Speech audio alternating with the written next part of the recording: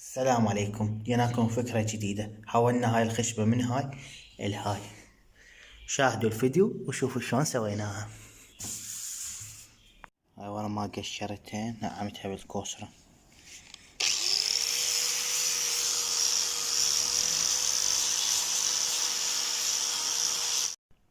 هاي ورا ما نعمتها طلعت هاي الثقوبة ستها، وبعدين افركها. هاي الخشبة نعمتها من هذا الجزء، ثبتها هنا. هاي ورا ما ثبتناها نقصها بالكوسرة.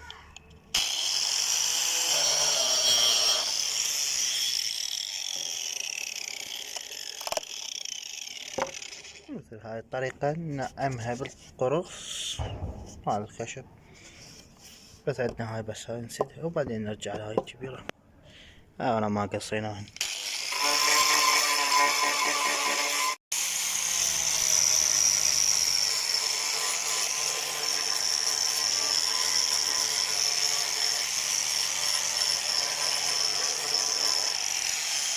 هاي قشرتها ثبتتها هنا.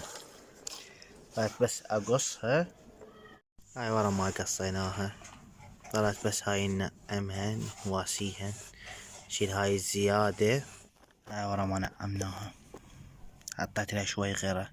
راح اروح اجيب لها مشمعة غير لقيت عليها هاي الحديدة، راح ادقها بسامير واحط فوقها هاي الخشبة على مود تثبت واغلف. هاي رجعنا دقينا لها خشبة كملناها.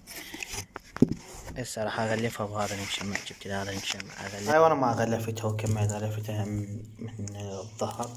راح اشد لها رجلين. عندي هاي اللابتوب انكسرت، راح اخذ رجليها اشد هي خلفلهن واشد. هاي شدينا الرجل مالتها.